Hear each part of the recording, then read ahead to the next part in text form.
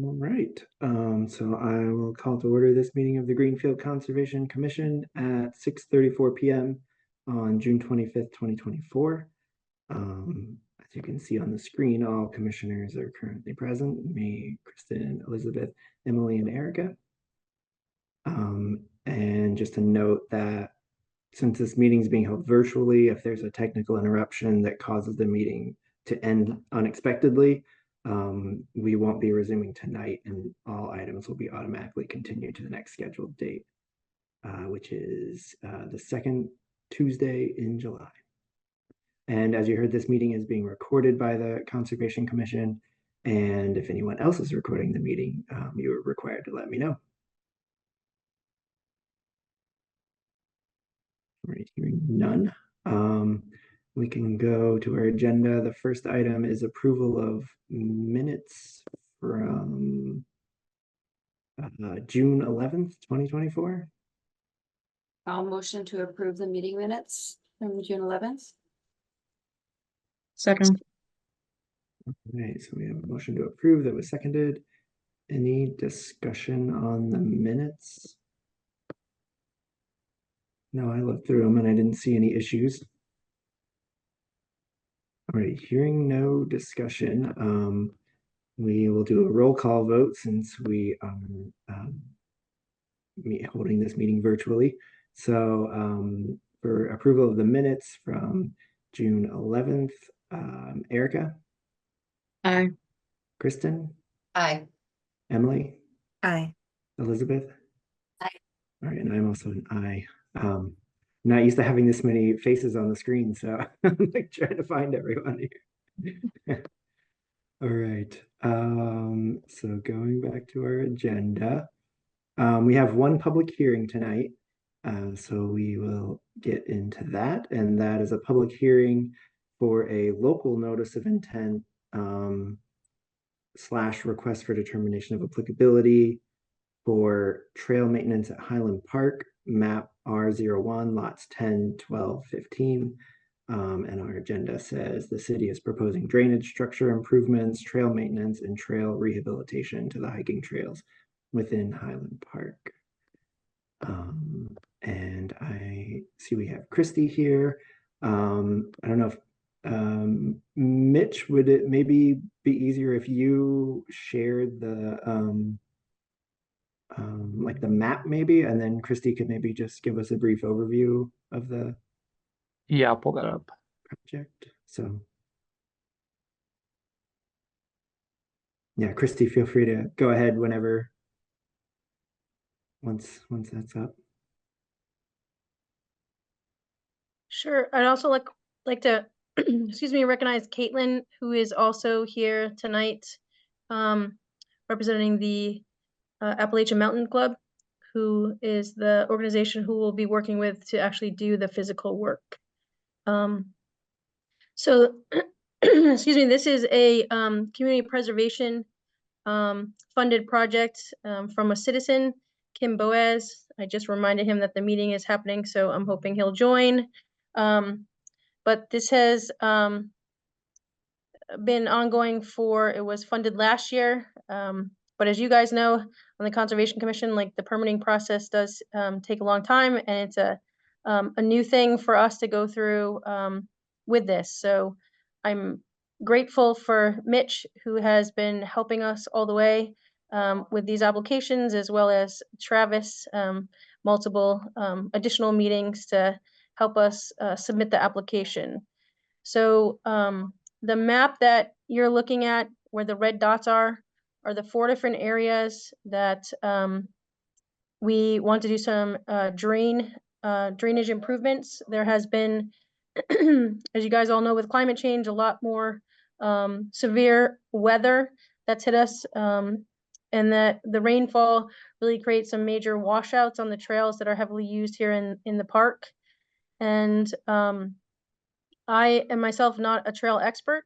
I'm definitely a trail user and admirer of our trails that we have along the ridge here, but neither DPW or I are experts in this. So we asked the applicant to reach out to the Appalachian Mountain Club, and they had put together the proposal.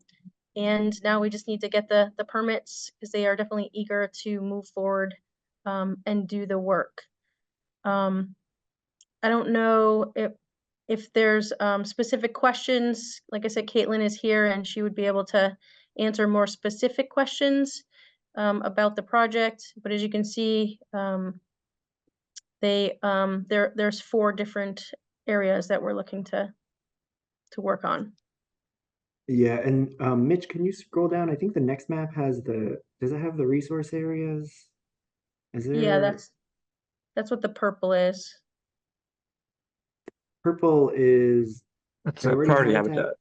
habitat. Okay, yeah, Oh. and then the drainage improvements, the more northerly one, that one's within the 200 feet of riverfront area for the intermittent stream. Yeah, I think this is the only one in our jurisdiction. Yeah. Okay. So I guess my main question, I don't know if Caitlin could maybe answer this better, but maybe just talk a little bit about what type of work exactly is going to be done at that site to improve the drainage on the trail. Sure thing. I would be happy to. Thanks for having me tonight. My name is Caitlin McCarthy. I'm AMC's Trail Programs Manager for Southern New England. So I'm from Western Mass originally. I work remotely out of my home in Northampton and have frequented these trails on my own in my free time, but recently have been here to survey for this project. So I'm really excited to be here and hopefully work with you all. So as Christy mentioned, this has been a couple of years in the making with us, and different program managers have taken on this project over the years. So I'm relatively new to my role, so I can share what I know in my limited experience here with AMC, but I'm not sure how old that map is. I'm curious, Christy, where that came from, if that was Becky's version from 2022, perhaps. Oh, I think you're on mute. I just want to. Thank you. No, that was the map that Mitch, our conservation agent, and I created for the submission. Okay, fantastic.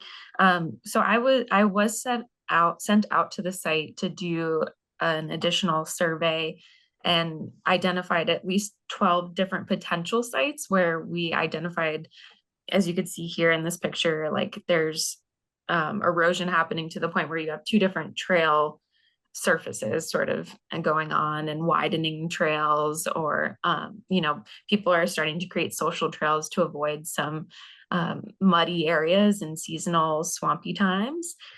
So our way of working around that is to install pretty simple drainage features, hand-built drains that are sort of like swells, I would describe them as. So little they're little rivers, I would almost call them, ways for water to travel off of the trail onto a different surface, redirecting the natural path of water from the desired trail off of it.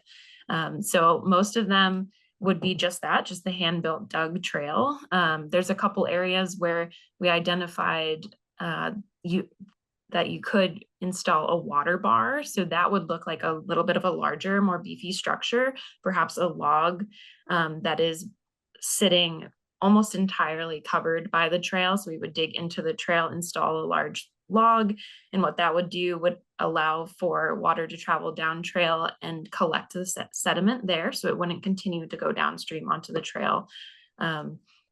Because there are some areas of the trail system where you can see the natural path of water and it's just continuously bringing down more rock and leaf and debris. And so the goal here is to stop the debris, and every year or so, people would go in and service the drains to get rid of the debris, move it off trail. And that way it continues to just be relocated off trail. So water bars, hand-built drains, and there was one section of a very steep trail that's being eroded at a pretty fast rate, and there's a lot of exposed roots and rocks. It's been pretty slippery, and we did propose to build a little bit of a step or staircase, all from native rock that's found on site, or we could bring in lumber from our our supply here, so we wouldn't be cutting any trees or anything like that. But it'd be a minimal staircase that would allow users to safely scale up the trail without continuing to erode the natural surface itself. And that is really what our crew would be interested in prioritizing at this point in time. I do see there to be other opportunities in the future if you guys were interested. But as of right now, like main goal would be get the water off the trail. Yeah, happy to answer any further questions. All right, thanks. So I'm gonna open it up to other conservation commissioners for questions, but I also want to note that just for anyone who is joining this meeting and is specifically interested in this project, there will be a period for the public to comment on this a little bit later once we get through the conservation commissioners' questions. So yeah, anything from conservation commissioners here? Kristen? Yeah, thank you, Caitlin. That was great. I am in full support of this. I think that's awesome. I really like the bioengineering approach. Couple comments. I wouldn't mind having some kind of like detail or photo of an example of what you're proposing.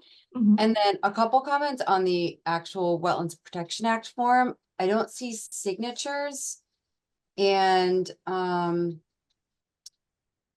also, I think that you might want to review a couple things. Oh, I already lost it. Signature page. I don't see signatures, which we need. What was the other I thing? think our hard copies have signatures. Okay, thank you. Thank you, Mitch. Yeah. For the section B, I see it's only 32 square feet of riverfront just under the ordinance, which is awesome. Also, I think you checked, and now I've lost it, but that the development exists prior to 1996, and I would argue that this is not developed. So I don't think that that's like that would be for, you know, a building or a parking lot. I think that this I would call this undeveloped, unimpacted. So Kristen, could I ask you a question? What page is that on? I lost it. I was looking before and I lost it. It's on page 3 of 8. Thank you. Thank you. I think that's the one here. Is that it says what was the lot where the activity is proposed created prior to August 1st, 1996? Because I think that would be a yes. Like, I mean, if you would call it a lot. Yeah, I but don't know. it's not developed. It's not Yeah. like that that pertains to like you're grandfathered in under the Wetlands Protection Act and the Greenfield City Ordinance. If it's riverfront redevelopment, and I don't really, this isn't really redevelopment, it's undeveloped. So this isn't, there's no impact. You know what I mean? This isn't like a parking lot that's getting redeveloped into, we had another application that they would have checked yes on that pretty recently, but this is undeveloped. It's still undeveloped. It's public recreation. I don't know. Yeah. I don't know if That's that just matters. when the lot was recorded. I thought that's what that was. Yeah, because I think that's getting at like whether you're creating a subdivision, and there's like different rules if it's created after, you know, if the actual parcel was created after 1996. So then we would check it or not check I it. think you would check it for this. I will say another thing to add here is that Mitch and I were both looking, we kind of helped out a little bit with like explaining how to fill out this form. And MACC has a sample NOI form for doing trail. That one's specifically for on conservation land, like doing trail work. You can do like an NOI to like cover all of your trail work. And so kind of like following that, the guidelines that they were using. I could show that if we want to, but kind of following like what they, were using for their sample NOI for trail work. Because it's a little weird because it's like you don't need an engineer to be in here doing like stormwater analysis and, Right. things like that. But it is digging up stuff in riverfront area, local riverfront area. So, But but it's minimal. bioengineering and Yeah. I personally, I feel like this is an improvement over the existing conditions, and the intention is to improve water quality and erosion and mitigate sediment migration, so. Yeah. Yeah, but I wouldn't mind having like a photo or a detail of what you're proposing, whether it's a water bar. I mean, I know what a water bar looks like. I think we all do, but, you know, if you were using something else. That's it. That's Yeah. all I got. Sure. Lovely. Travis? Go ahead, either Christy or Caitlin, either one. Yeah. I'm pretty sure in the CPC application, there was a sample. I can try and find one unless, Caitlin, do you have a photo? You're probably have something on your computer quicker than me finding the I- application. I can find something. I don't have one pulled up right now, but generally if we share photos, it's like from our trail building guidebook, so that it's kind of a sketch and you see an example of what it would look like. I can definitely try to pull that up. I don't have it immediately though. Okay. Well, while you're pulling that up, any other commissioners have questions or comments at this point? I guess one question I had, for Christy, I know that this was work in the priority habitat, and so did you do the filing with Natural Heritage? Yes, everything has been submitted. I've received the confirmation that they received it, but I have not, received the response yet. And so that's another one where like this is under our local ordinance for riverfront, and normally an NOI for the Wetlands Protection Act, we would need that. So we've said that we would use this in our ordinance. It says we use the same process as the Wetlands Protection Act. So I believe we would want to wait for that. So I have a question about that, Travis. So then so technically our jurisdiction is for under estimated habitat. So do we need a letter from Heritage stating no adverse impact? And we can issue an order of conditions from Natural Heritage? What are we Oh yeah. waiting for? I think I had that mixed up in my head with the estimated versus priority habitat. Yeah, Wetlands Protection Act doesn't protect plants outside Yeah. of wetlands. So that's one where they need to do it, but that's not required for our process. So can we close? I guess Right. my question is, can we close or do we have to wait for a no adverse? I'm assuming Heritage is gonna say no adverse impact. This is so small potatoes. That's I a good believe we just question. have to wait for estimated habitat. We have to wait for Heritage to respond. For If it's estimated, estimated. this is priority, so I don't think so. Oh, I see what you're saying. Oh, okay, okay. Thanks, Mitch. We would only have to wait if it was estimated, is what he's Okay, saying. gotcha. Okay, sorry. Yeah. Okay, thank you, guys.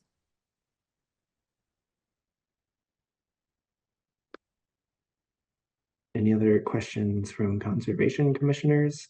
Or I can open it up to the public. Are there any public questions? I'm just gonna share my screen. There's stuff in the chat, Travis. Just want to tell you. Yeah. So this was This is an water bar. example of a water bar, yeah. Pulled from the US Forest Service book, so something that we use as an industry standard. You'll see it's a log that's embedded into the ground with proper anchoring on either side, usually by crushed rock. Yeah. Let me know if you have any questions. Thank you for sharing this, Caitlin. I think this will be important for the record and for the public. So thank you very much. Of course. And I guess my only question is, it sounds like there isn't like a set, like, oh, we are going to install 3 water bars, and I imagine it's going to be kind of like site specific and how it goes while the crew is out there. Right. Yeah. I think the majority of the sites that have been identified will actually do just fine with just the hand-built dirt drains. But there were, I want to say, 2 or 3 locations where I thought, okay, this is a large enough issue that I think it could really use a water bar. It would be kind of up to the crew to make that call on the spot. And as long as we had the materials that we needed, which on our end we can supply, if you guys would want us to, or if there was specific materials that you wanted us to use, let's say a particular kind of lumber, for example, we could use that as well. And it would just depend on how many logs you provided for us. Okay, thanks.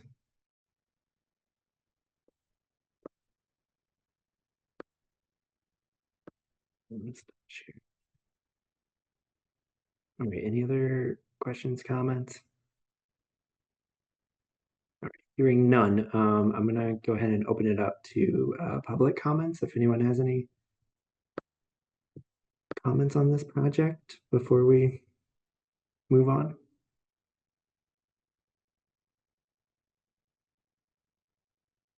I did see Kim joined.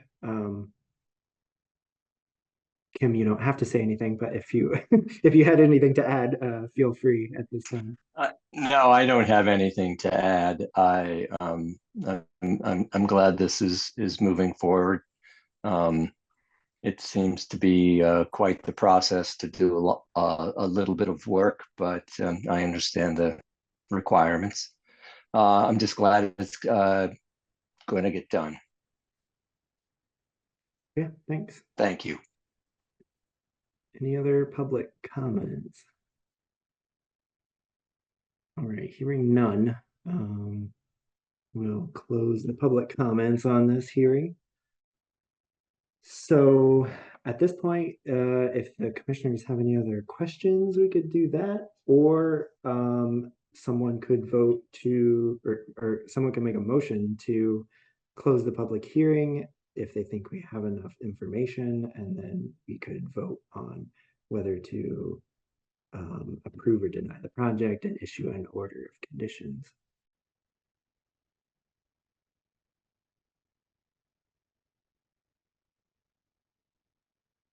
I'll motion, if no other commissioners have any comments, I'll motion to close the public hearing for the notice of intent. Is it an RDA or an NOI? Local NOI? Yeah, local NOI. RDA? Okay, for trail maintenance at Highland Park, which is map R-01 lots 10, 12, and 15. All right, I'll second that motion to close the public hearing. So we'll vote on that motion to close the public hearing. Kristen? Aye. Erica? Aye. Elizabeth? Aye. Emily? Aye. I'm also an aye. So at this time, we could vote so we could make a motion to approve the project and issue an order of conditions, or deny the project if that was what you wanted to motion. I'll motion to approve the project and issue an order of conditions. We don't have to wait for Heritage. I'm in Okay. favor of it. Second. All right, so we have a motion to issue an order of conditions that was seconded. Does any discussion on that motion, including any potential special conditions? The only thing that I can think of is just site stabilization during any earth disturbance, just to make sure there's no soil movement. I know that the footprint is pretty small, but I'm a little unclear on what the topography looks like, and if you would need to do some kind of like star wattle or something just to mitigate soil movement. Yeah, I guess I'm gonna ask Caitlin that question, if that's a thing that's generally done, or can be done to install some sort of erosion control. It certainly can be done. We do it a lot for some of our larger tread work projects. So when we're moving a lot of dirt, we will often use compost socks to protect the neighboring areas, and we can do that if we have the funding for it.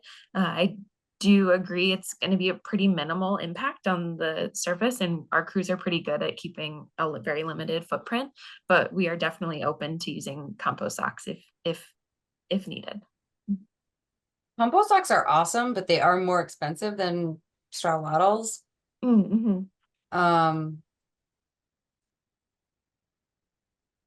don't know. We're happy to use whatever you guys would want.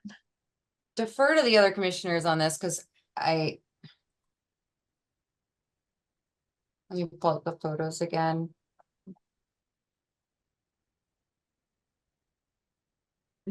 Any other thoughts on that from the commissioners?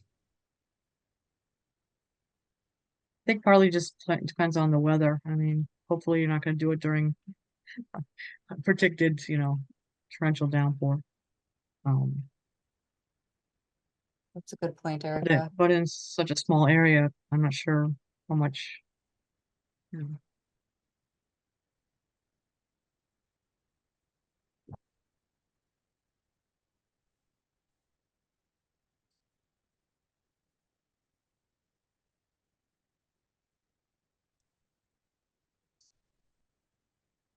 Yeah, and Erica, that brings up another, sometimes we have a special condition about no work within a certain, if a quarter of an inch or more of rain is predicted or something like that. I don't know if we would need something like that. Again, I think this, as Kristen was saying, this is a pretty minimal disturbance here.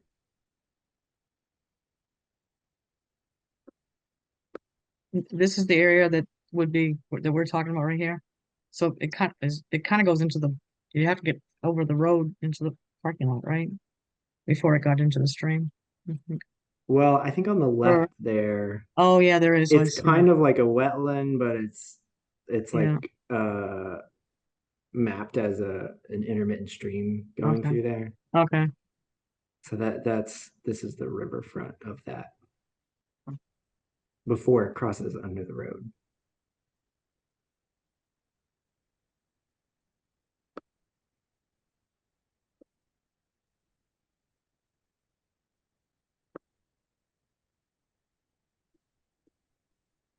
Well, both of those seem like reasonable precautions to take.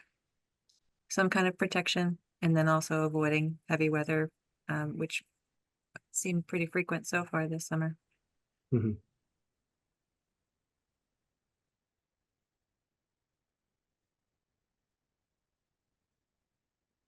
So maybe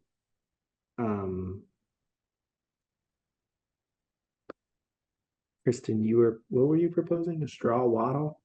Well, I mean, I guess I would be amenable to leaving it up to the applicant. I was just thinking straw wattles are probably cheaper than the Filtrex sock or the filter tubes, which are so filter tubes they're filled with like wood chips. They're really heavy. Straw wattles are straw. They're really light. You can get them kind of locally, just literally in Greenfield, down by the Rotary, and probably get, I don't know, 4 or 6 inch wattles just down the street versus the filter socks, which are really heavy. They would require a machine to lift and more expensive. I was just trying to be helpful. I don't know. I mean, whatever the applicant wants. I think filter socks are better, but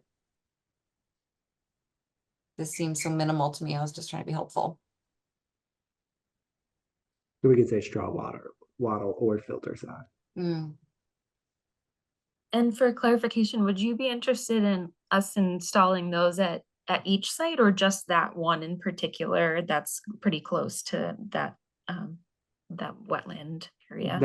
That would be just this one, because I Just that mean, one, this is the that's only it. one that's under our jurisdiction to review, so. Lovely. Okay. If you want to install it at the other one, feel free. I don't think it would be needed, but just wanted to clarify. Yeah. Thank you. Yeah.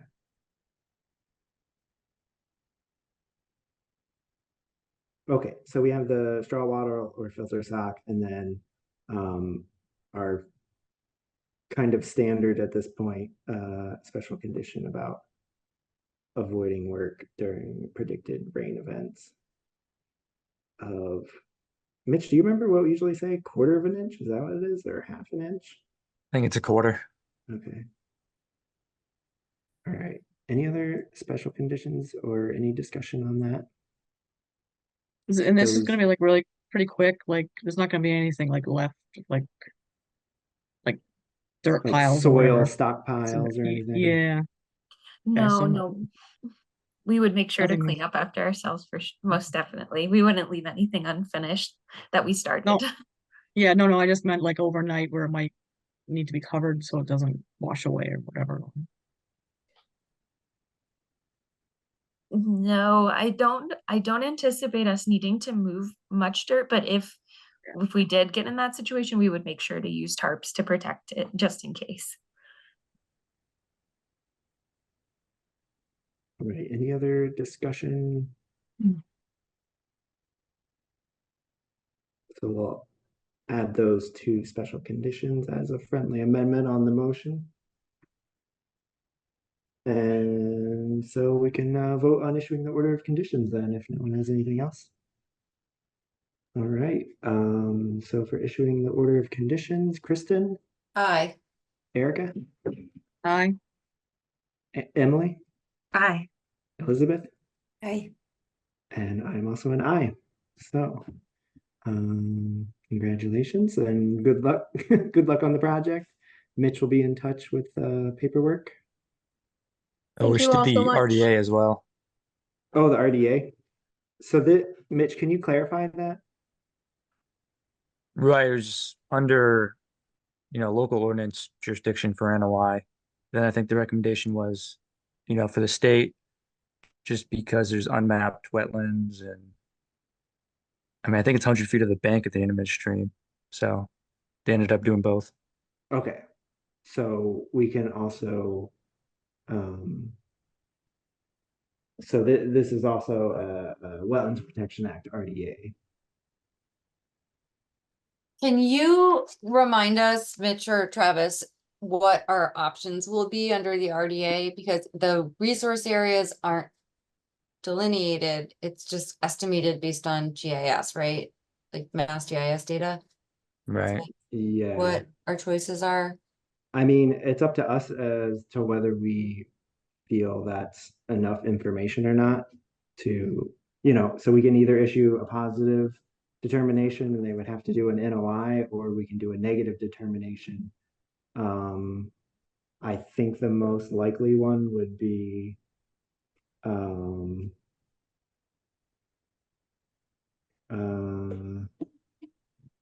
what, two? Hold on, I'm looking real quick here.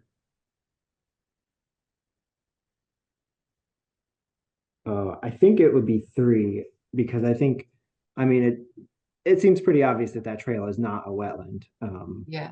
And so three would be motion to make a negative determination that the work described in the request is within the buffer zone as defined by the regulations, but will not alter an area subject to protection under the act. Therefore, said work does not require the filing of a notice of intent and subject to the following conditions. And then we could add the same two conditions that we just did. Okay. Are we Yeah, I sure? think it's down to, sorry, go ahead. I was gonna say, are we sure it's even in the buffer zone? I mean, it is in the buffer zone. We're sure about that. I think, assuming the mapped area Okay. is correct, it would be. But we're not approving a delineation or the resource No. area boundaries or anything. Okay. No, that would be separate motions. Okay.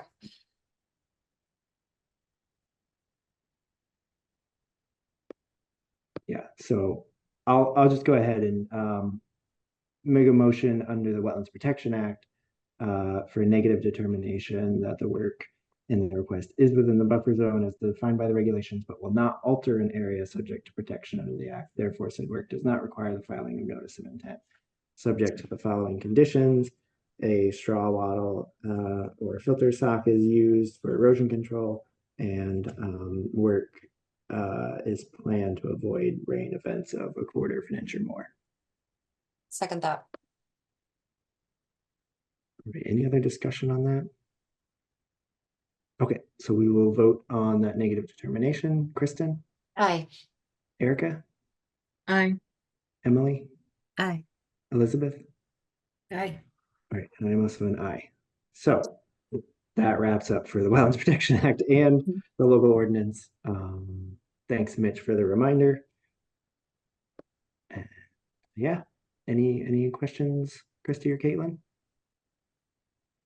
No, just thank you for guiding us through this process. It's definitely complicated and you guys do this all the time. So thank you for understanding all these requirements. I appreciate your support. Of course, and thank you guys for bearing with the process. I assure you it'll be easier moving forward. The tough part is over. You figured it out the first time around. So kudos to all of you, and we're really excited to work with you all. All right, thanks. Thank you guys for helping out the trail. Yeah. All right, so that was our one public hearing for tonight. A new addition on our agenda is just a general public comment period. So at this time, if anyone has a public comment, whether it's related to something on the agenda or not, that public comment period is now open. So feel free to go ahead and unmute yourself and introduce yourself. And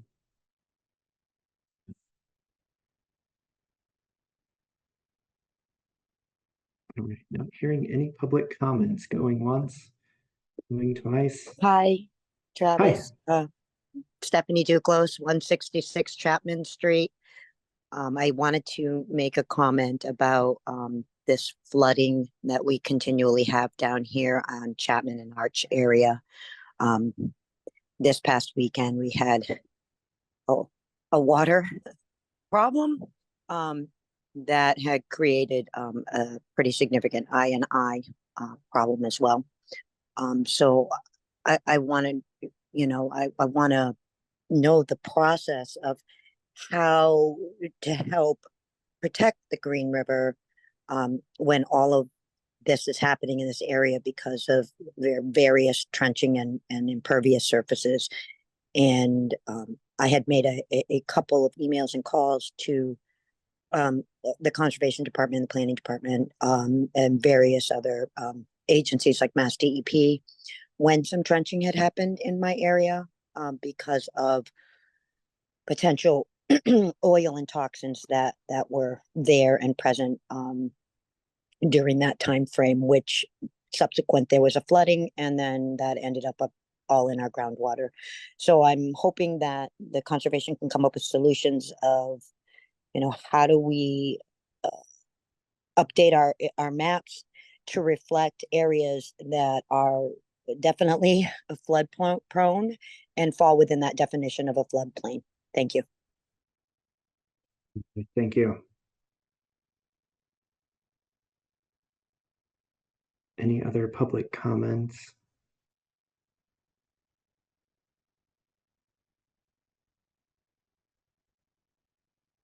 All right, not hearing any. I will go ahead and close the public comment period and move on our agenda. We actually have quite a few things here. We have under other business and enforcement updates, a few requests for certificate of compliance and some other things. So we'll just go down the list on the agenda here. So first is request for certificate of compliance 96 to 108 Deerfield Street, DEP file number 1680321. And do we have someone here to present about that?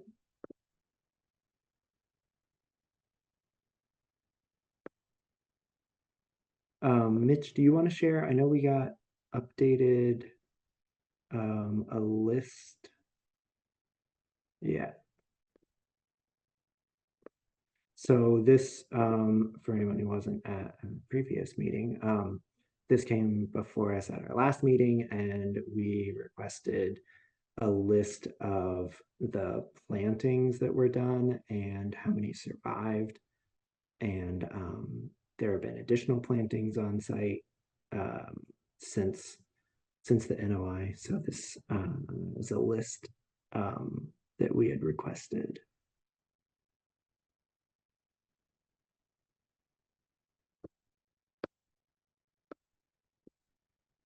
And I see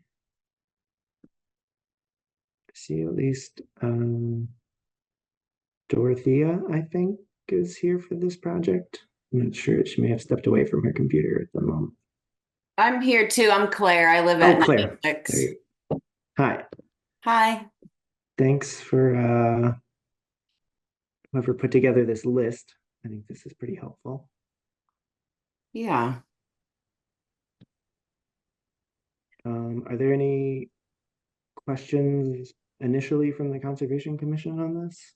Yeah, I'm trying to make sense of this, and Claire, maybe you can help translate. So on the far right, there are replacement species. I'm assuming that you're replacing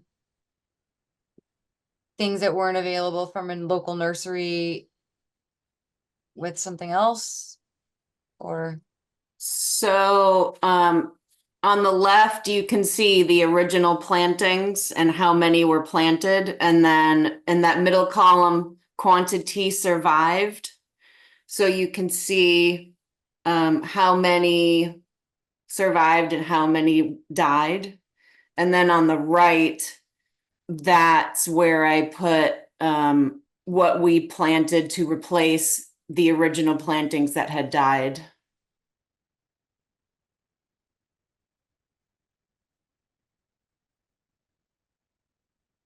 Yeah, because I think one of the comments, or one of the things we had talked about was how there had been additional plantings done on site and whether those would sort of substitute for things that maybe didn't get replanted initially, but maybe, since they have been planted, maybe they would count as replacements.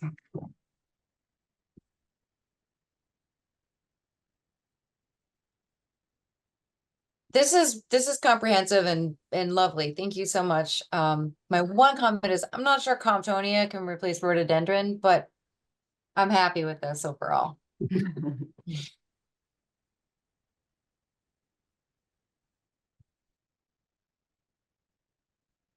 All right, and so I know we had at our last meeting we had already reviewed like the site plan.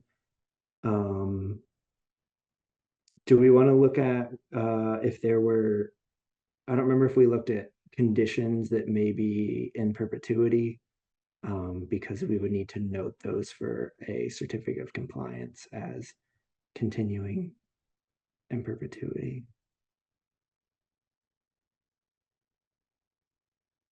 Thanks, Mitch, for navigating around here.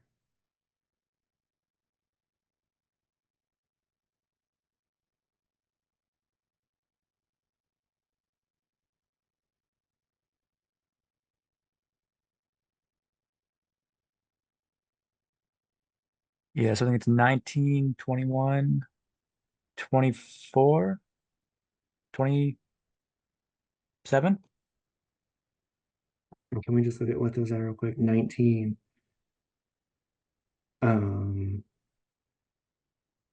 19 is just no fill in a wetland, basically. 21. Yeah, so 21 is important to note. All catch basin sumps which eventually discharge into a regular resource area shall be cleaned at a frequency ensuring that sediment buildup does not exceed 50% of basin capacity. I assume that there are catch basins on the site for that condition to be here. I don't remember. There are. There are. Okay, yeah. Thanks. There are three. Okay, so that's a good one to note that must be done in perpetuity. And all detention, retention, and stormwater basins and or structures shall be built to specifications.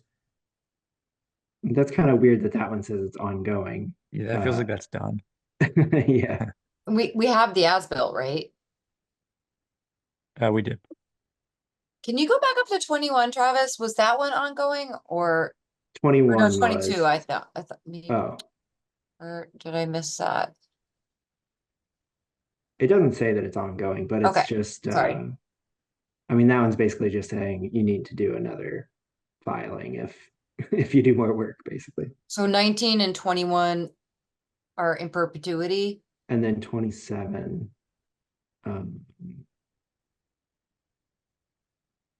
Okay. That one's just site shall be stabilized. Maintenance of these areas shall be in a manner that assures permanent stabilization and precludes any soil erosion and shall be the responsibility of the owner of record of the property or the responsibility of the applicant. So I think those are all pretty straightforward. The main one to the main one that I would stress is cleaning out the catch basins, because that one might not always happen as it should. All right, well, I personally feel like from our, review from the last meeting and, basically all we had left was asking for that list. I personally feel like we have enough to vote on this one, unless anyone else has any questions or comments.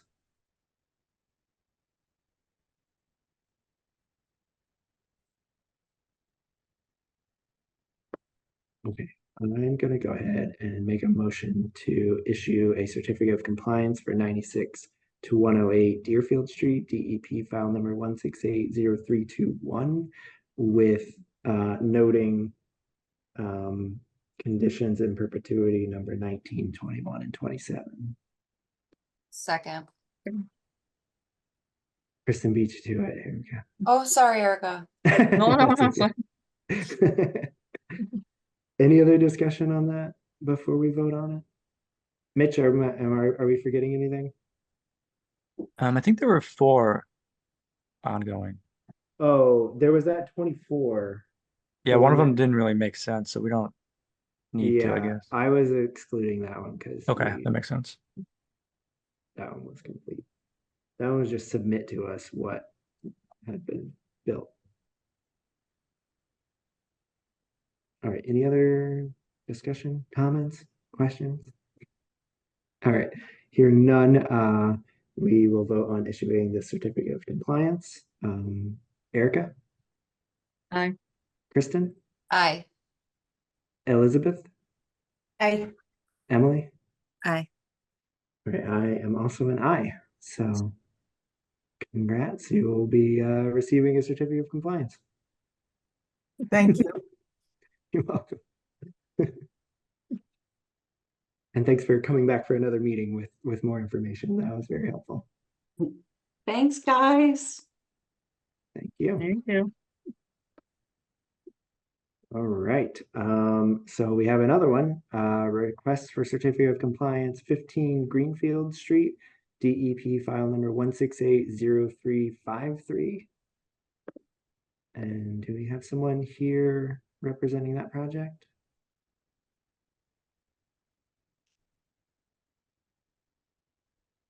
Possibly not. Mitch, do you want to share? Yeah, thanks. Yes, this is the as-built. There's just this is the parking lot project that's in buffer Yeah. zone. So yeah, this was the project where initially they were going to want to move the stream, and then they scaled back the project to only building a parking lot in the buffer zone. And so this is the as-built. Could you maybe zoom in a little bit just so we could read some of that red text.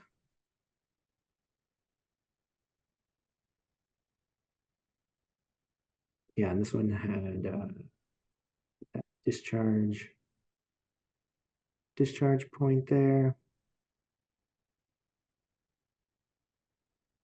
This is one I was checking up on a few times during construction and never saw any issues.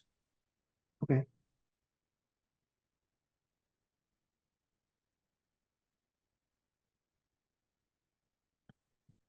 Anyone have any thoughts or comments on this one? Yeah, we get to see the site visit photos. This is the erosion controls were through here. Mm.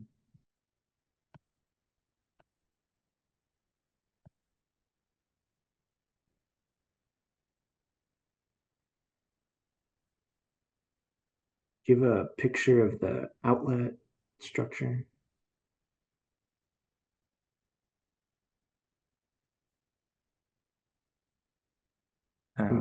Where is that? It was like the southeast. It's in buffer zone, right? Yeah, it's buffer zone. It's not resource area. That green, I believe. They told me everything over here was just underground. Okay, new location of riprap dissipator. That one's probably above ground, I would think. But that's okay.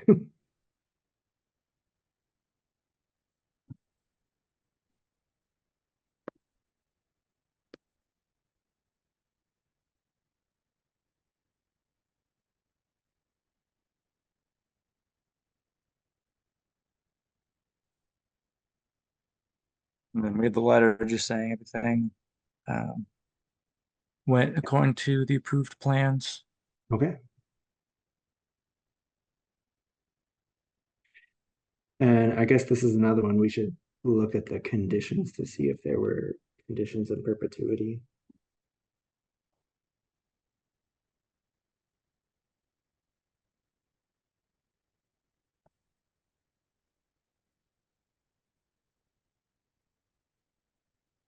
Yeah, 70. Just 70, stabilize. yeah, maintain it permanently stabilized. And then we just have like dumping prohibited, no additional alteration. These are all the standard ones that we've been using.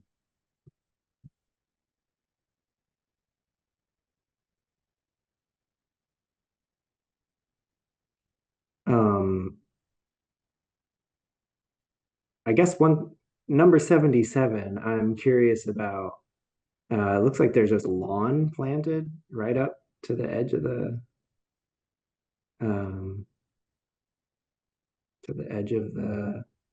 parking lot, which would be within buffer zone, and number 77 says only native plants may be planted within resource areas and or buffer zones.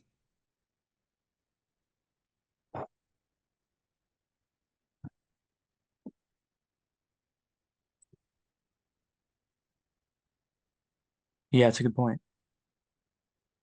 So the applicant's not here to address that tonight? Doesn't look like it. No one's speaking up if they are here.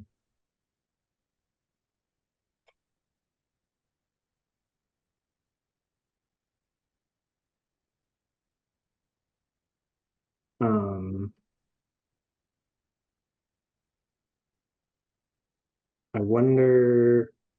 I'm wondering if the original plan. What was the address on this? 15 Greenfield. 15. Yeah. I was wondering what it said on the original plan about planting there.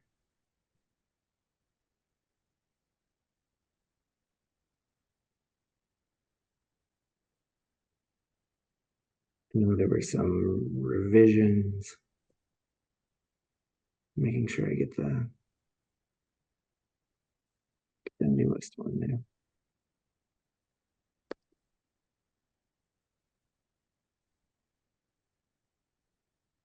Yeah, there was something about we had to approve their seed mix, but I guess this is not what they used.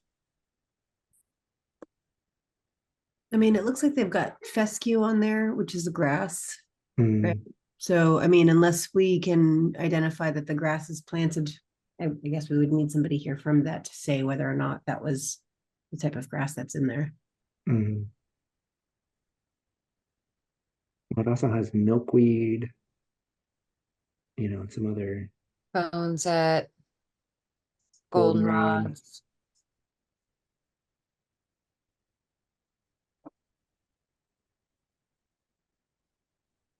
It's honestly a pretty nice plant list. Yeah. Mitch, do you think you could go back to I'm sorry to make you keep going all around here, but No problem. just back to the site visit photos that we just looked at for the certificate of compliance?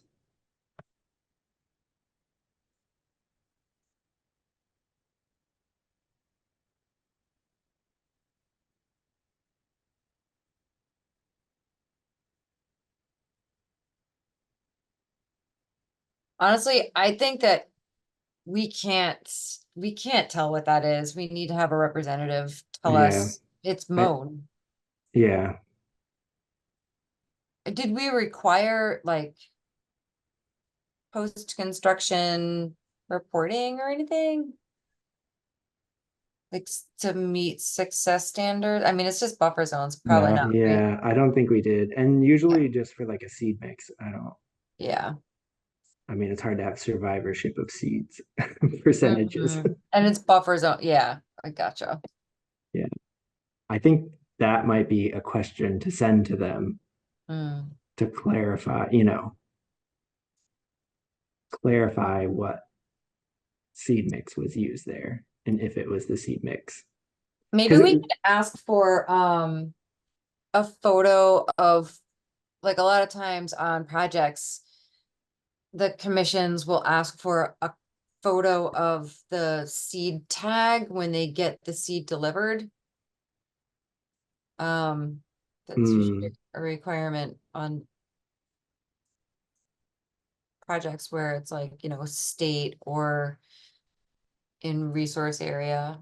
I don't know if they got that, but maybe they would have a photo for their records when they got the seed delivered.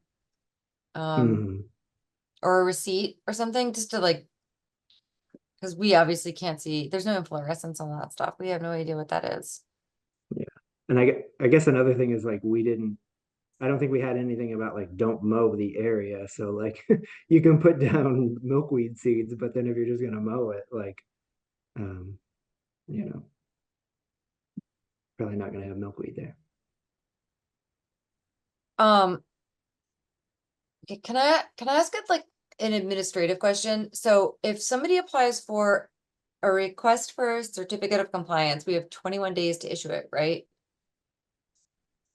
Right. When was this request issued? Well, I think if we didn't have enough time, we would just deny it that we don't have enough information. Okay, there's no fee, right? Right. Okay.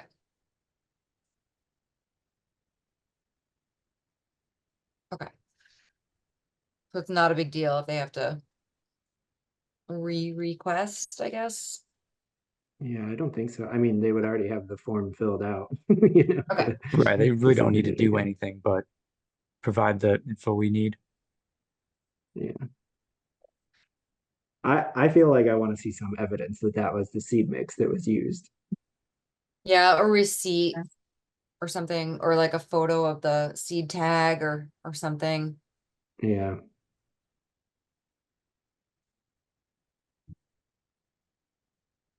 Okay, I think so. If we're going to I guess, vote to deny for tonight. Are there any other thoughts or comments anyone has?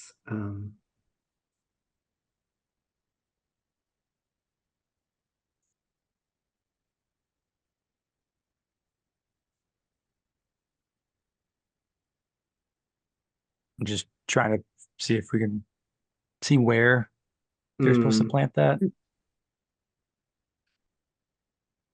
Yeah, Or just a certain area. the condition says in buffer zone, in Okay. resource area or buffer zone.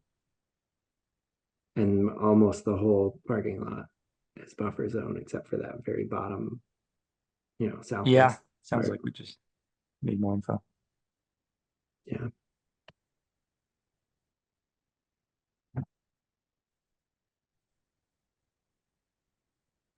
Okay, so Mitch, can you reach out to them and ask them for some evidence of Yeah, will that do. seed mix being used?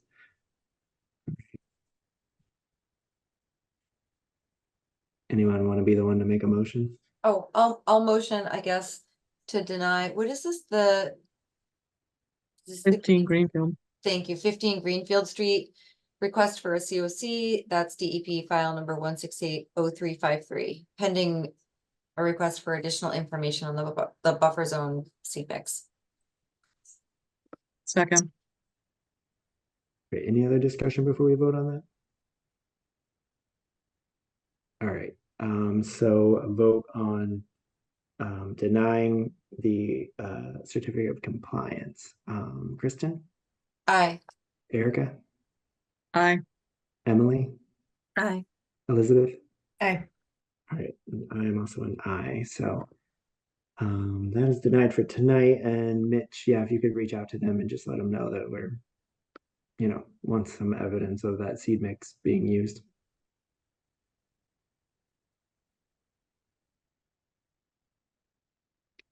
All right, so next we have some proposed changes to a project.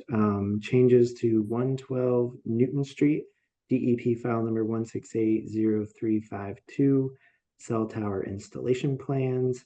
And if I've got this correct, I think tonight we're deciding whether the requested change warrants the filing of a new notice of intent, or whether it's minor and can be considered an amendment on the original order of conditions. So does somebody want to, someone from that project want to present and sort of show what the proposed changes are? Yes, Mr. Chairman, my name's George Chanis from Verde Wireless. I'll be joined by Attorney Michael Rosen from Roberto Israel and Weiner, and Lou Hodgetts from Dubois and King. He'll be explaining exactly the amount of land that we need for the access road and for a turnaround. We had a meeting on March 19th, a tech review meeting. And one of the issues that came up was with Captain Dan Smith from the fire department. And he wanted the road widened, and he wanted an area where an ambulance or a truck could turn around. So with that, and with the help of Mitchell and the city planner, Lou devised a plan that was approved by Captain Smith. And Lou, could you explain the access road and additional land that we needed? Yes, sorry, I can't turn on my video. My service here is not great. And if I do, I lag. So, I would like to share if that's all right. Yep, you should be able to do that.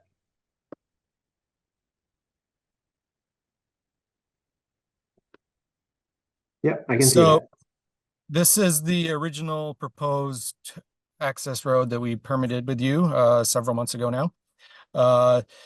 The area down in this corner is where we're proposing to increase the driveway a bit. We also needed to widen the access road. Originally, it was a 12-foot wide. The fire chief requested that that be extended to 16 feet wide. The wetland boundary is this line at the west end of the page. The 25-foot no disturbance buffer is shown hatched, and then the 100-foot wetland buffer is this area here. The entire site is within the 200-foot stream buffer as well, so that's not shown on here, but it is. So we revised the driveway, the edge of the driveway along the eastern boundary, and then added a turnaround area outside of the wetland buffer down at the southern end of the compound. The red line here is showing the original driveway location. And then we had to get into the bank just a little bit more to maintain that, to get that 6 feet of width. We also had to reduce the grade profile coming down, so we flattened out the driveway a little bit to get for better access with emergency vehicles at the fire chief's request. So generally, we had approximately 1,455 square feet of additional ground disturbance, which is primarily located in this south corner. And ultimately, for tree clearing, it resulted in pretty much just losing this one tree. The understory in this area is pretty sparse. It's a lot of mature trees with a mature canopy and very little undergrowth. So the bulk of our impact is just this one tree and losing the canopy from this one tree over what we had proposed before. So as I flip between the previously approved and the currently proposed, you see there's not a significant encroachment or additional disturbance along this edge. It's probably about the 6 feet that we needed for the additional driveway. Again, there's limited understory in that area, so the tree clearing itself should be pretty minimal. And then this more significant clearing area down here.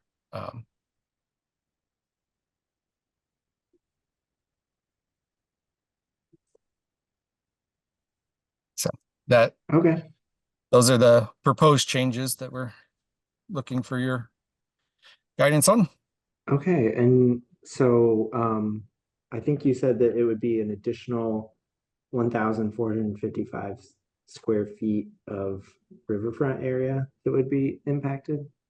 Yes, there's no change in the wetland buffer impact.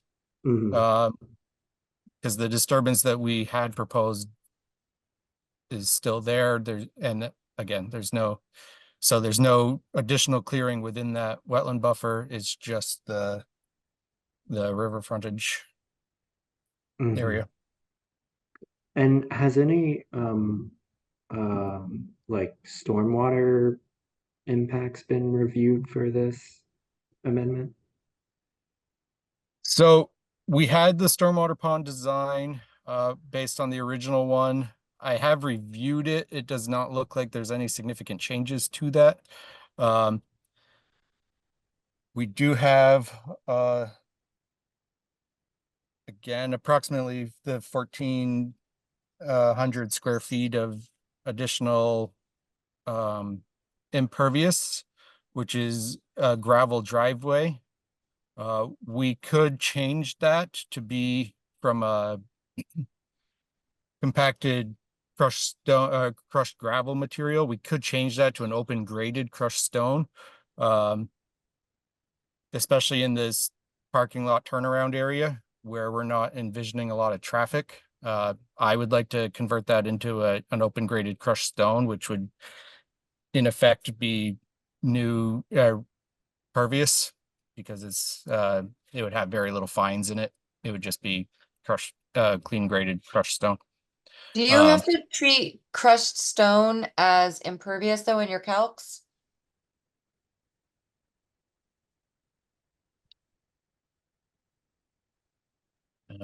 That's a question for you guys, I guess, because I would not consider an uncompacted crushed stone to be impervious. Usually- Provided Sorry, go ahead. provided the underlying subgrade is not compacted. I'm not a stormwater engineer, but usually gravel is treated as impervious. Agreed. A compacted gravel would be an impervious surface, but an open graded crushed stone that is free draining, Okay. which in this situation we would use a coarse aggregate, probably 1.5 inch stone, which is just a clean 1.5 inch stone with no fines in it. So it's basically incapable of being compacted to the point of being impervious.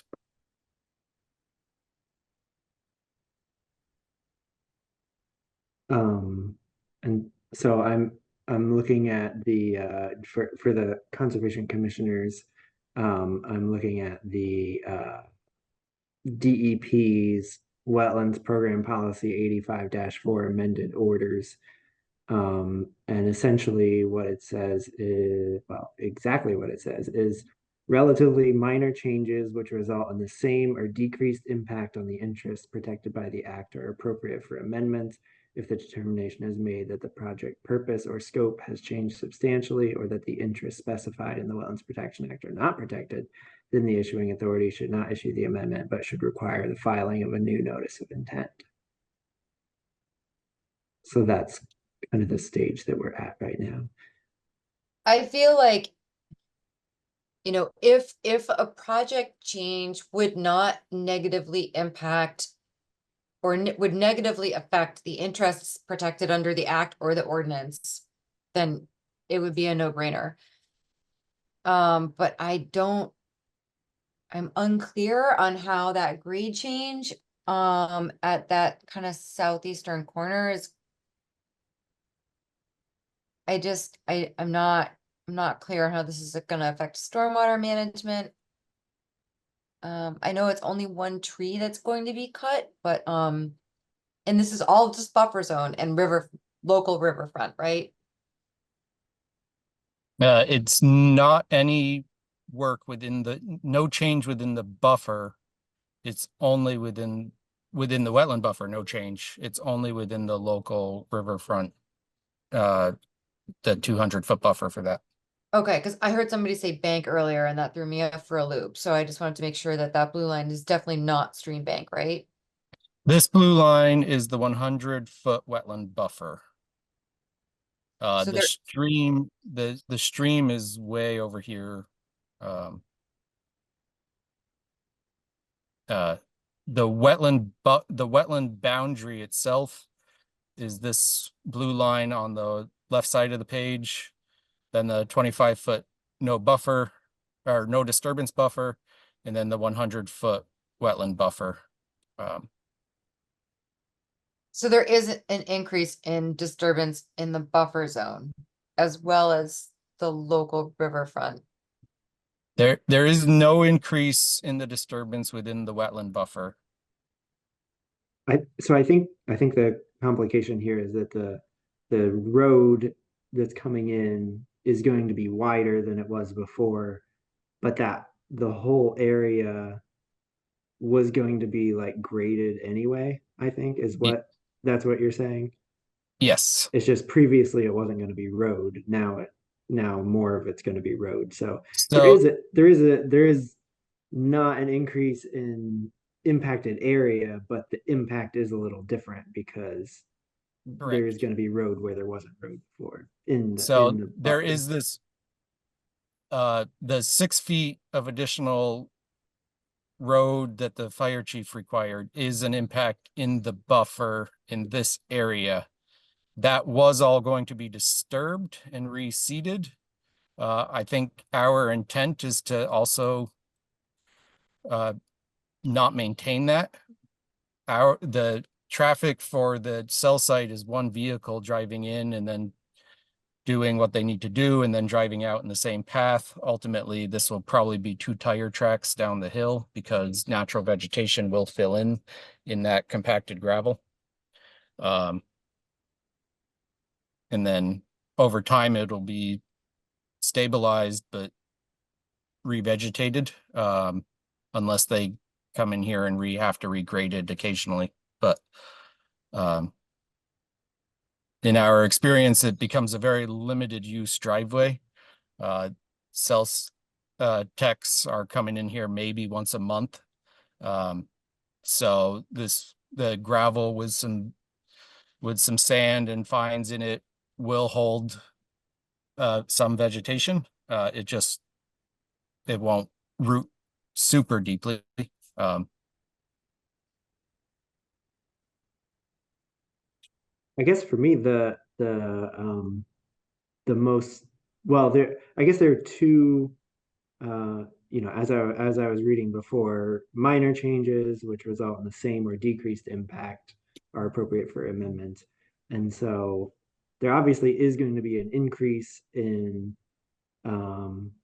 disturbed riverfront area, local riverfront area, permanently disturbed riverfront area. And I feel like the stormwater part is, I feel like we don't have enough information to say whether that is the same or decreased impact without like new stormwater calculations and stuff showing what the potential discharge would be from the site, or that's where I'm kind of hung up on.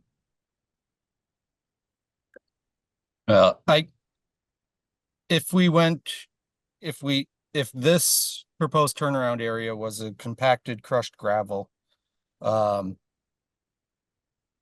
where surface drainage is running towards the compound and to the treatment swale itself, that would have an impact on stormwater. If we replace that with an open graded crushed stone on type A soils, I just don't see any runoff coming from there and entering into our stormwater system. It is all going to infiltrate into the underlying soil condition. Do you have test pits from down there? Yes, we did. It's hydrologic group A soils up until you get to the wetland buffer, or the wetland itself.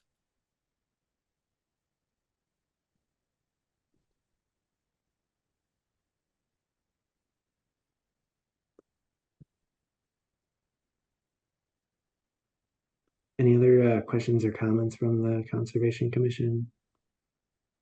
I know Kristen and I have been talking a lot, and I want to make sure I give people a chance if anyone else has anything. I just want to clarify about the local riverfront.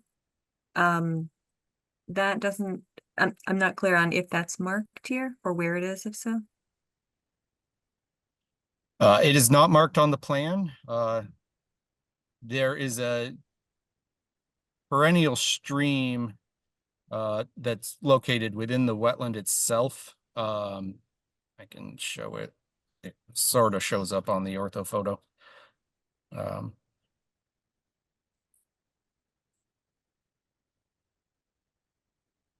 So this is a dam controlled pond with a perennial stream that runs. Sorry.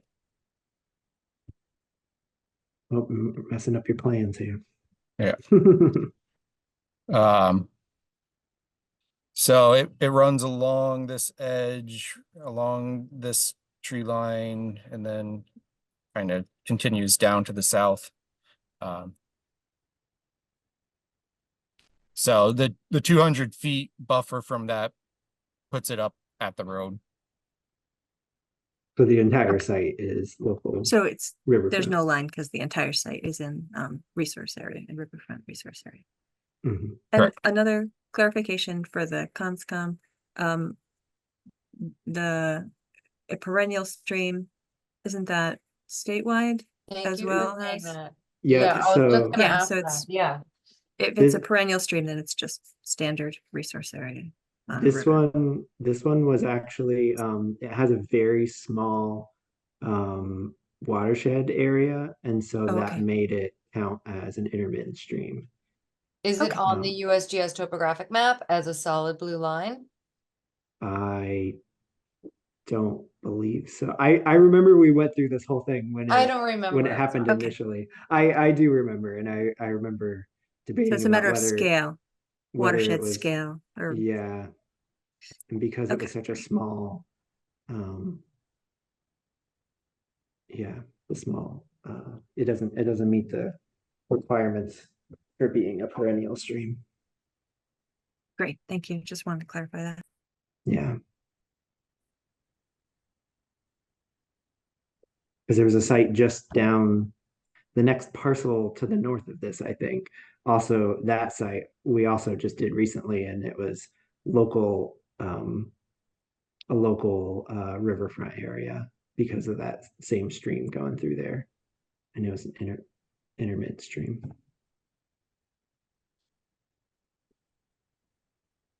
So I guess the question is this a small enough change to be an amendment, or do we require a new notice of intent, or do we need more information to make that determination?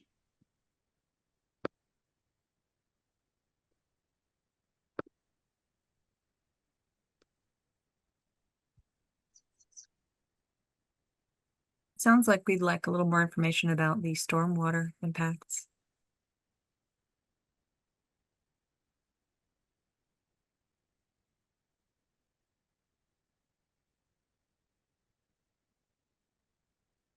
And then Travis, you had said Yeah. what the sort of the rubric was in terms of amendment versus a new NOI. Could you repeat that? Oh yeah, so so basically it's the issuing authority first makes a determination whether the requested change is great enough to warrant the filing of a new notice of intent, or whether it is of a relatively minor nature and can be considered as an amendment to the original final order of conditions. In making this determination, the issuing authority should consider such factors as whether the purpose of the project has changed, whether the scope of the project has increased, whether the project meets relevant performance standards, and whether the potential for adverse impacts to the protected statutory interests will be increased. Relatively minor changes which result in the same or decreased impact on the interests protected by the Act are appropriate for amendments if the determination is made that the project purpose or scope has changed substantially, or that the interests specified in the Wetlands Protection Act are not protected. Then the issuing authority should not issue the amendment, but should require the filing of a new notice of intent. Thank you. I guess I agree with you, Travis. I mean, this seems pretty insubstantial, and it does seem like this request came from a safety perspective from the Greenfield Fire Department. But I'm unclear on how this changes stormwater management, and there were DEP comments specifically on stormwater in the original NOI application. So I just want to make sure that any changes are addressing any stormwater changes and implications. That's my 2 cents.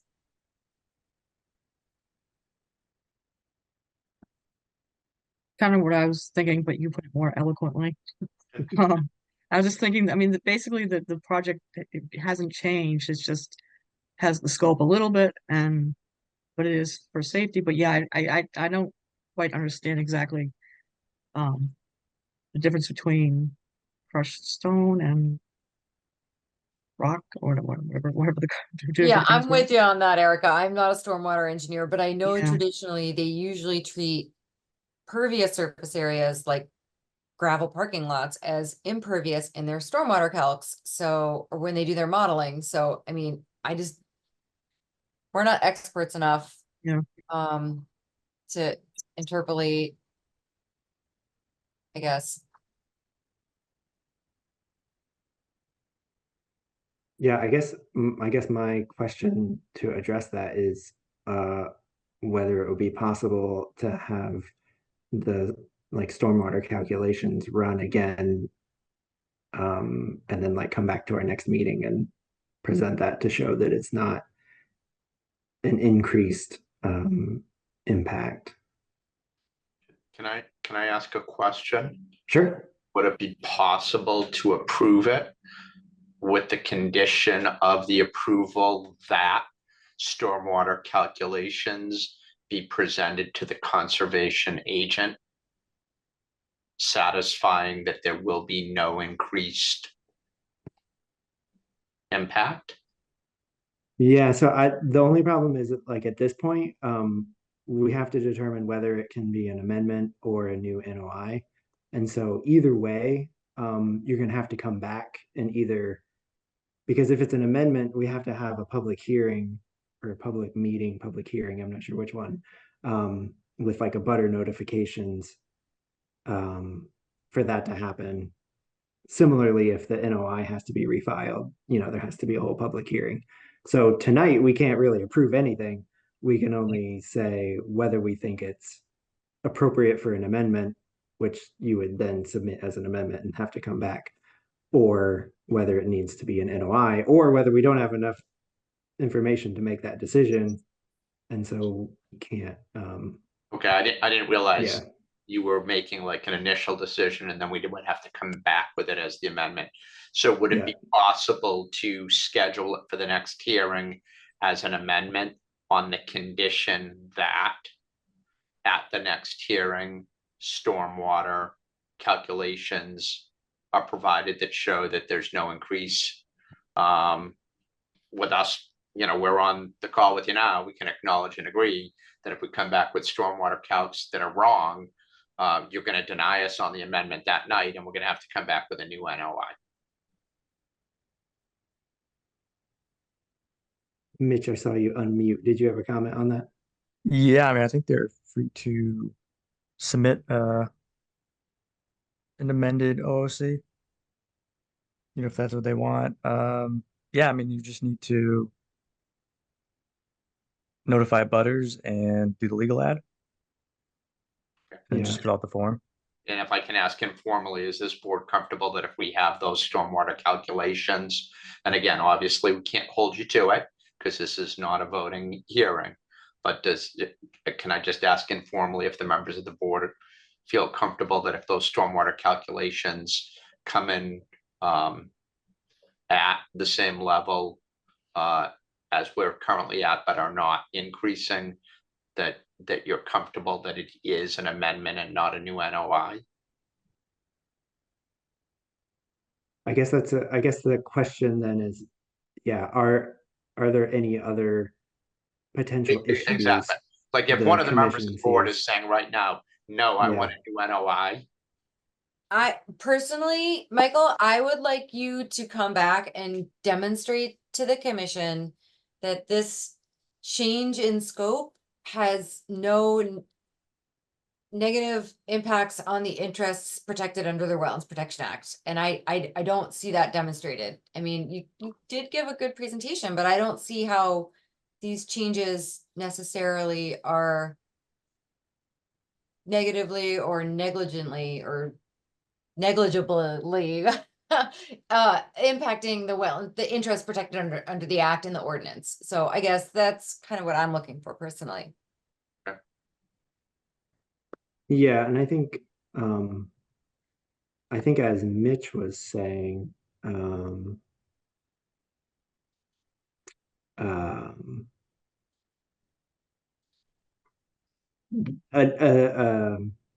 what was Mitch saying? That a request to amend the order of conditions can be submitted.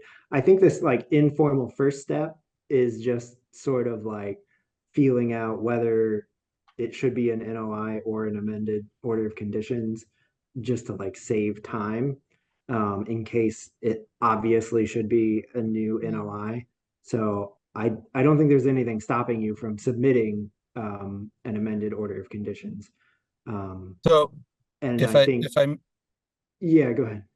sorry, if I may, while we were discussing this, I just ran the model, assuming that, the new area is all 100% impervious rooftop runoff. At the 2-year and the 10-year storm discharge, there is no change in the outflow from the stormwater pond.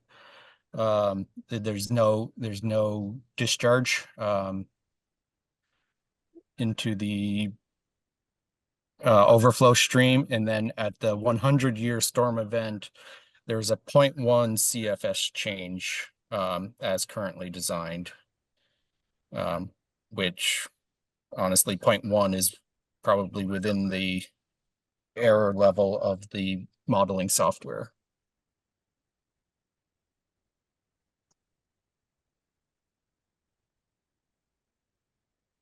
Any thoughts So, on that from the commissioners? Yeah, I'm not a stormwater engineer, so I'm not gonna pretend to know exactly what you're talking about. effectively, any runoff from the increased impervious area will get stored within the treatment swale that we have already designed and was approved, with no net change. When you Effectively, ran, the stormwater pond that we had designed was over-designed when we built it, when we designed it the first time. That is usually the case, and I'm assuming that there is no change in the total suspended solid treatment, the total, I'm assuming it's a 90% TSS removal, right?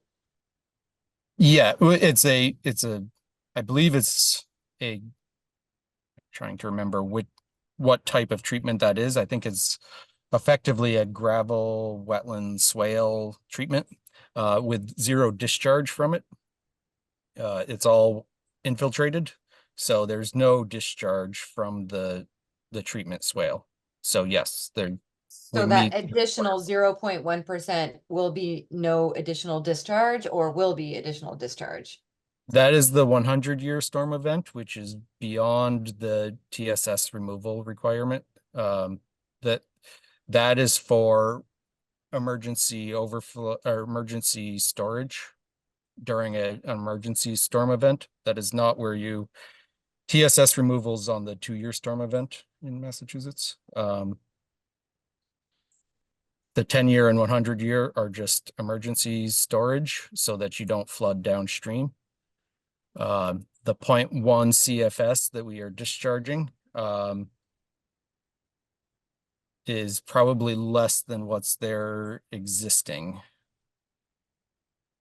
Probably. Right now, the existing site condition is 0.21 CFS discharge at the 100-year storm event. The discharge proposed with the impervious from the compound and the driveway going into it is a 0.15 CFS. So there is still a reduction in inflow from the site, even with this additional impervious area. So it's an improvement over existing conditions. Correct. Okay. Is that because of the regrading? No, it's because we're putting in a stormwater retention swale. Okay. It's Yeah, just so now they're going to be catching all the stormwater instead of it sheet flowing off the site as it is now. So it's slightly worse than what we had approved before at the 100-year storm event, but it is better than the existing conditions as they stand today.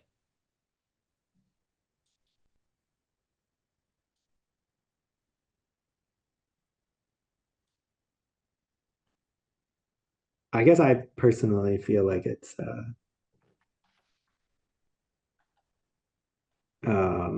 a minimal enough impact to be an amendment. I mean, we would still have to have a public hearing. We would have to review it and, you know, come up with any, if there are any conditions that we had, yada, yada. We go through that whole process.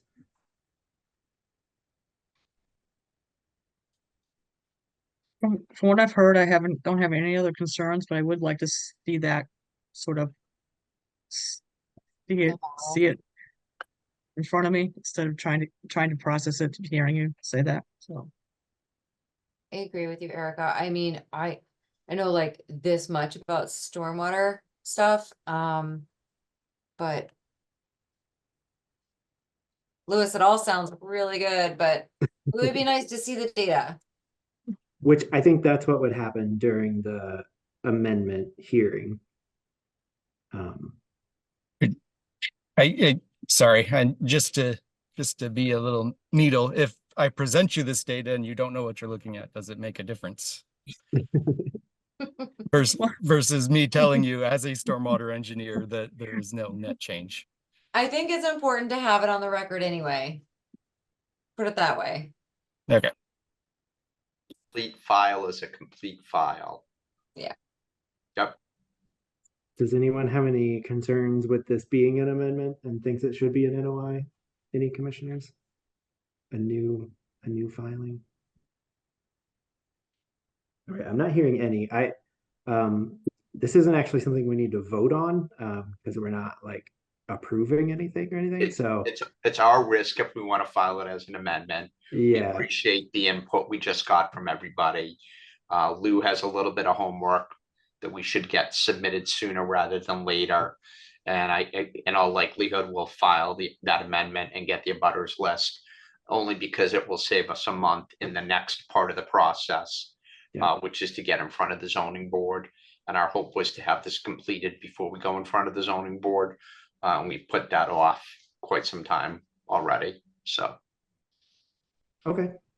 All right, do you have any other questions for us tonight? Second Tuesday in July. That would be our next meet. We have meetings second and fourth Tuesdays Right, and then each month. I'll ask the question, because I know over the summer, sometimes quorums are difficult. Is there any, will that be an issue in early July? Does anyone? We're usually good during the summer, I think. Okay. Yeah. George, it's already in my calendar for Tuesday the 9th. Okay, but I just have a question because Sure. I've got to explain tomorrow to AT&T and Public Safety.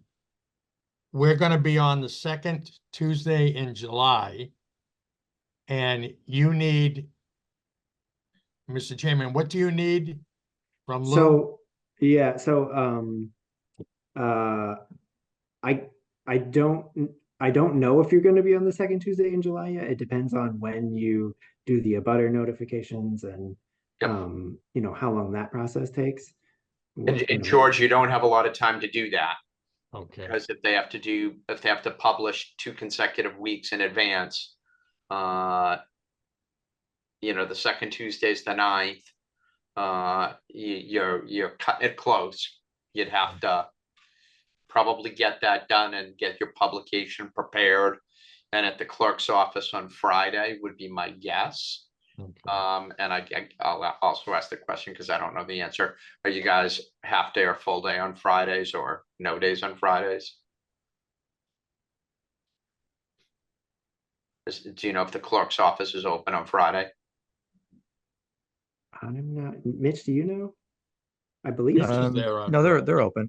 Okay. They're open. Yep. All right. So you probably have 3 days to get it prepared.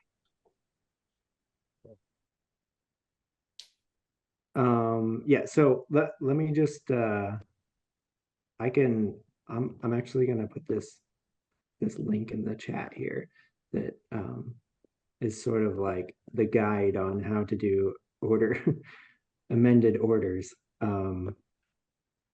just for clarification, and then I'm going to share this on my screen too. So tonight we were just looking at step 2 here, determining whether it's great enough to do a new notice of intent. If a new notice of intent is not necessary, Conservation Commission should publish a newspaper notice at the applicant's expense to inform the public. The applicant must follow the requirements of a butter notification as if filing a notice of intent. When the request for an amendment is before the department means DEP, I believe, which that is not what this is.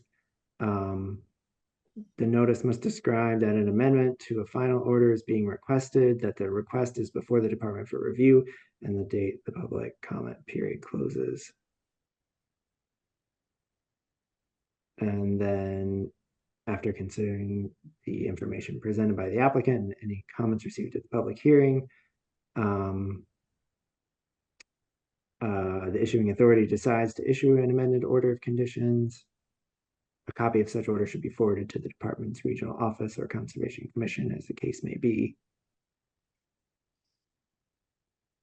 Mitch, can you clarify? I don't believe is there a form for amended order of conditions? Yeah, no, I don't think there is actually. Okay, yeah, I didn't think so. I think it's They, more like they'd get a new form back. Okay. It's more you would be coming with the updated plans and like a narrative of what's changed and Right. yeah. Did that answer your question, George? Yes. Okay. And Thank you can be in touch with Mitch too about Yeah. figuring that stuff out. Okay. Any other questions for us before we move on our agenda? All right. Well, thanks for sticking through all the other items before you on the agenda before we got to you. Thank you and the board. Thank you very much. All right. Thanks. Thank you.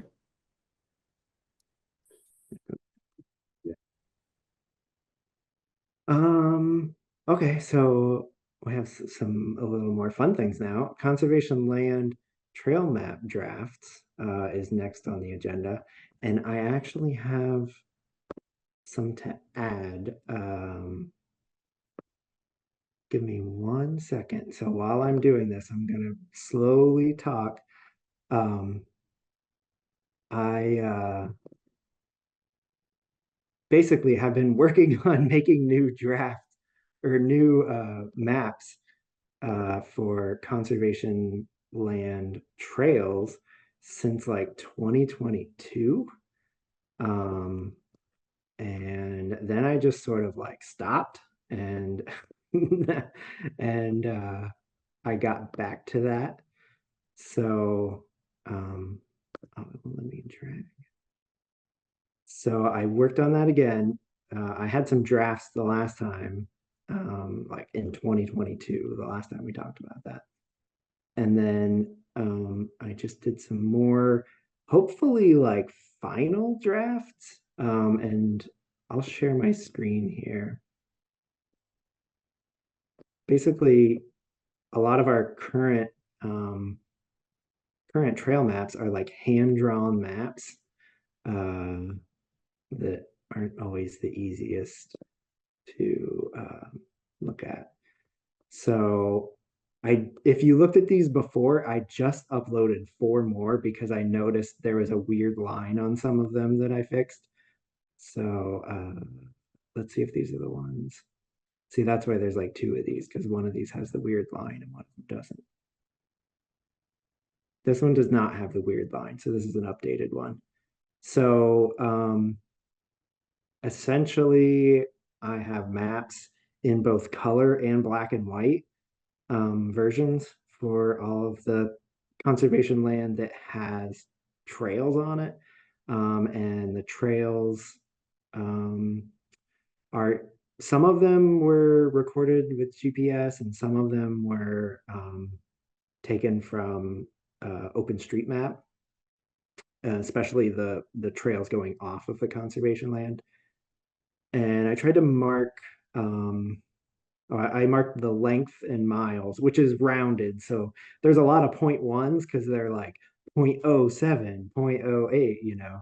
So I just rounded those just for clarity, you know, easier to read. And I marked where there are trailheads, if there's on-street parking or parking lots.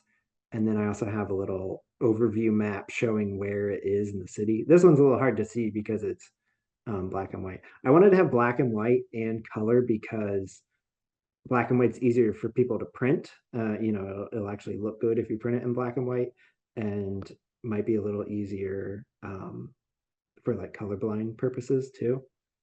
So here's the black and white version of this one. Oh, and it won't let me. I have to go back here.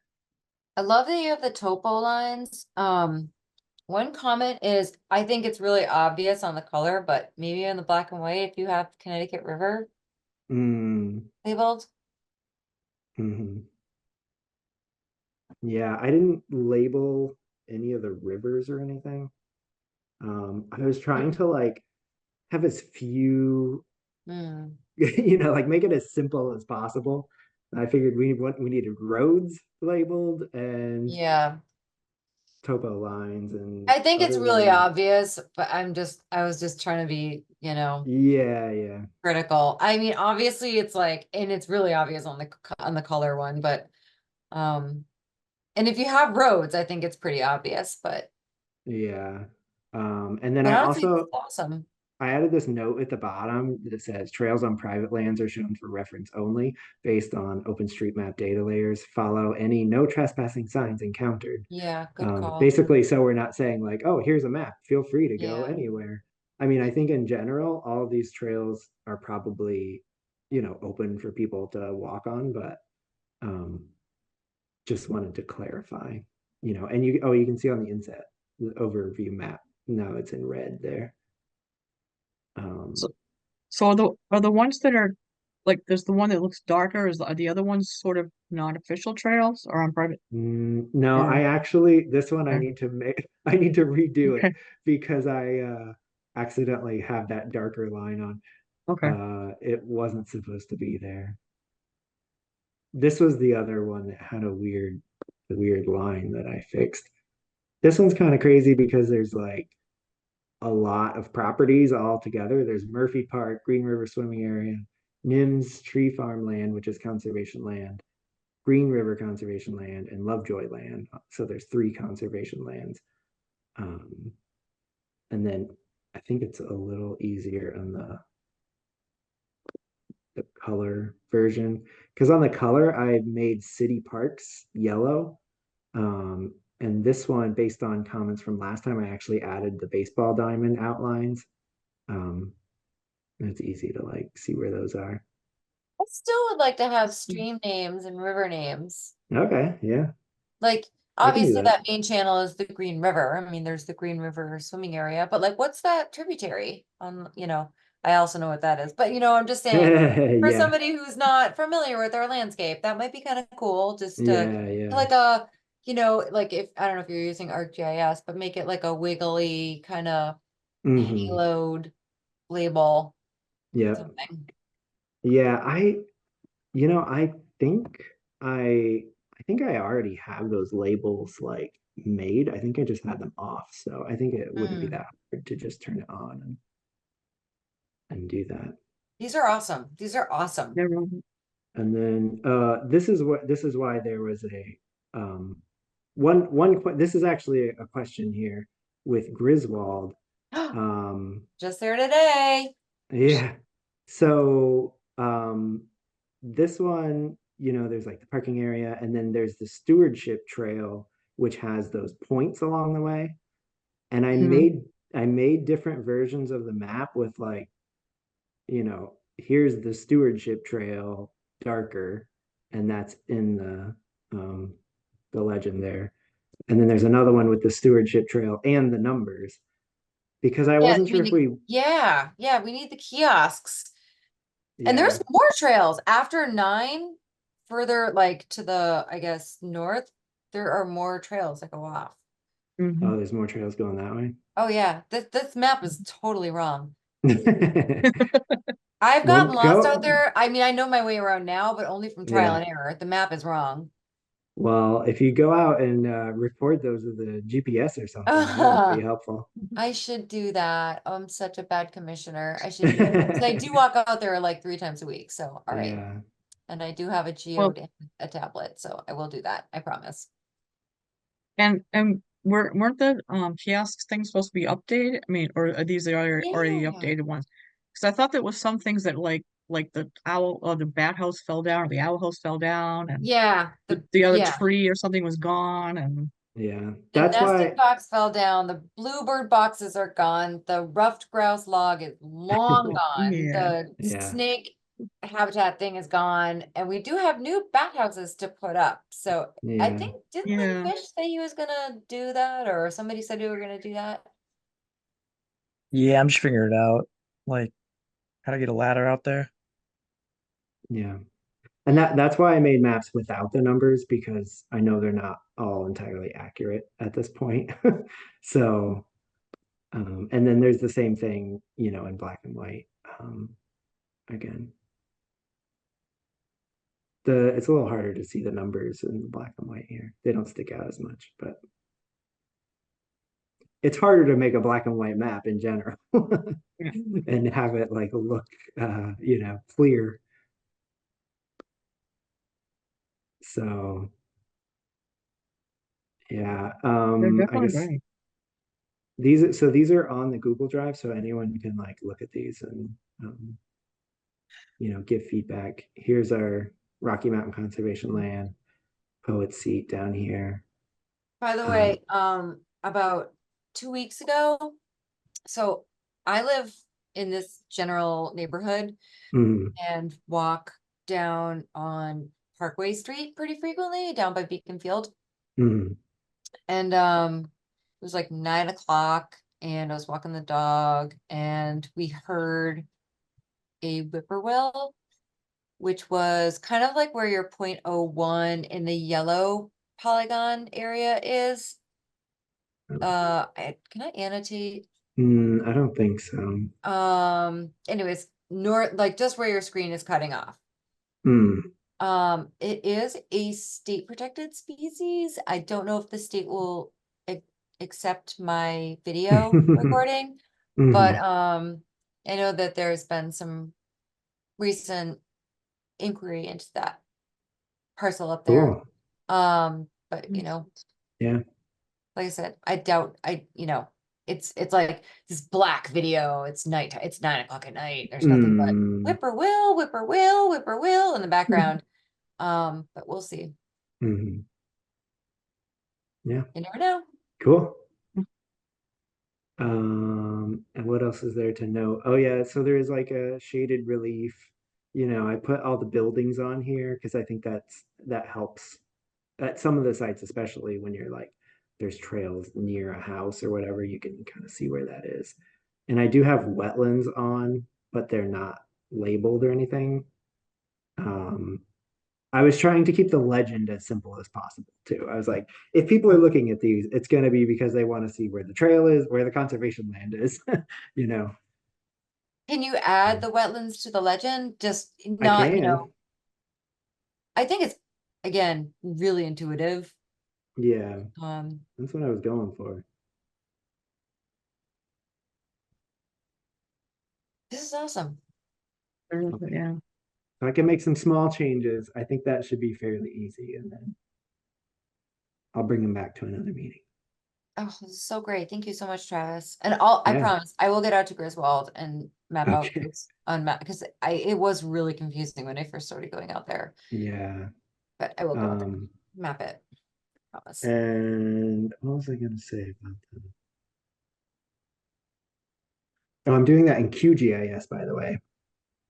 Practicing my Q. I've actually gotten more into QGIS than ArcGIS. What's ArcMap. QGIS? It's like an open source free GIS software. Wow.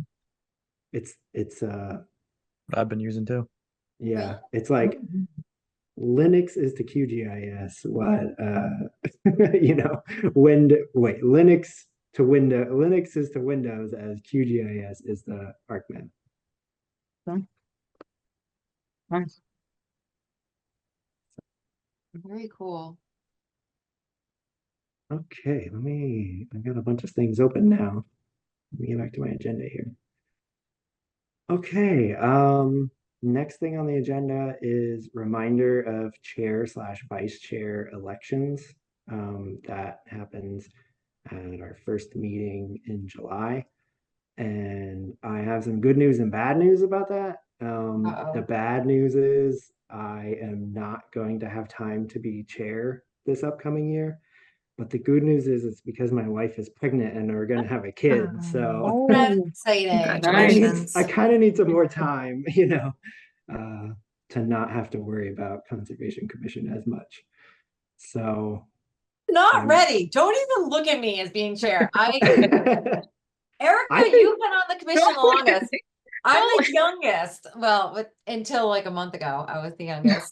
Now we've got younger people, but well, I mean, in terms of tenure, not age, I'm definitely the oldest in terms of all of us. But yeah, no, I don't think so. I'm not ready. I don't have the administrative stuff down. I'm not. well, that's what Mitch is for. I'm afraid. I'm afraid. Well, I will say, I think I became chair. I was the newest person on the committee, and I had only been on the committee for like less than 2 years, I think. So I think at this point you have more experience than I did when I became chair. But if anyone else, if anyone else wants to as well, you've got until next meeting to think about it. But please save Better look out, me. Erica. I'm gonna nominate you. The race is on. And I know Emily has a lot of experience on conservation commissions as Well, well. I'm just teasing. I'm not gonna do that to anybody, but you know, if anybody is interested, I am certainly not jockeying for the position. So I think any one of you could do it. agreed, Do a good job. except for me. I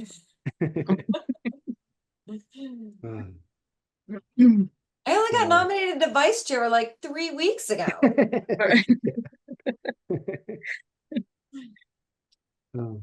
So Okay, so we're not yeah, voting tonight. We're not that's not me. nominating people tonight. No, We next have 2 meeting. weeks. I wanted to give you a heads up, like a meeting That was ahead smart. of time. So people could think about it. Yeah. Yeah. But could yeah, think about it. please save me so I can focus on something else that might be a little more important to me personally. So Definitely. That's exciting. Congratulations. yeah, That is thanks. great. Congratulations. Thanks. Do you know whether you're having a boy or a girl yet, or is it too soon? We do know, but we're not telling people. So. That's exciting. That's so exciting. I'm so happy for you. That's really cool. Thanks. Yeah, first kid, in case anyone doesn't know. So that's why it's gonna be crazy, I'm sure. Yeah. You'll do great. That's awesome. Good for you. Oh, summer pregnancy though. Bless your wife. Yeah. All right, we should probably get through our agenda here before the end of the night. Open space task force updates. Do we have any updates at this point, Emily? Yeah, we met for the first time yesterday. I can give a little brief intro. Basically, there's 4 members. I think 3 of the members are from the Sustainable Greenfield Committee. The rec, there's room for 1 more from the rec committee, but no one on that board has any capacity presently. So, and it is possible for members of the public to join. So the task force is going to put out a notification. And they said that there could be up to 7 members. That seemed like a reasonable number. So it might be that some members of the public will join if they have interest and, you know, related knowledge. The mission of the group is implementation of the open space plan. And having the group itself is part of the master plan and the open space plan. So this is really kind of bringing together something that has been needing to be done for quite a while. There's no time frame for the task force to exist, but we talked about maybe having some benchmarks for what we want to accomplish in certain periods of time. And our first goal is to identify priorities, and there's over 100 potential activities just in the existing open space plan. So that'll be a task just to narrow it down. We talked about what process we're going to use, and so that'll be defined as we move forward. I brought already not